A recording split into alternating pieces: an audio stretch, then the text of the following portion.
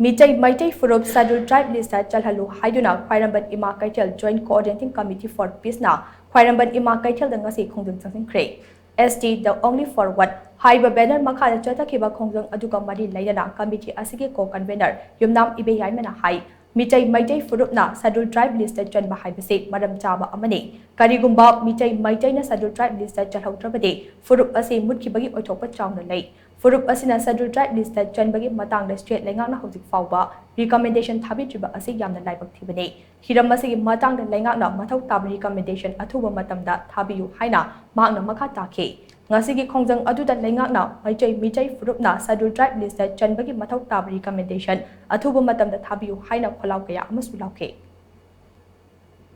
SE Salhodragadi, Akoi Maitai Singse, Mankragani Haibagi Damakta Tobani Masi India Gomena, Yadaba Aina Yadaba Pataba Port Amanateba. India Gomena, Akoi recommendation Tabil or Haidana, Haidaba the Manipur Gomena, Tada the Nelly Basse, see the Giakoi Maitai Mam Pazar Mamse, Mangi Patare Proof Se, Kanabi Namakta Quingasi Tokzabani, who is a scheduled tribe, Salogda Tagadi, which Awabagi Pakta, Hiena, Wasalani, Haibagi Damakta, Tokzabani. Honorable CM Oiramba, Risang Kasingi Matamda, Masigi Poche Lakuna, Nainadula Lakibodo, Adudagi, some Saina Mam Sing, a Siboga, Queen, one Kanga Poche, Sina, some looking at the Hypoti, Akiba, Makoi, Mate, Isha, the Paujare, is the Ristas and Bahipase, in a Quaidiki Peluni Hypase, Akoi Mate, Pruki, the Makta, Kanzana, Upaya, many Hypaki, the Makta, Akoing a Sigi, Mipamasi, Pamzavani.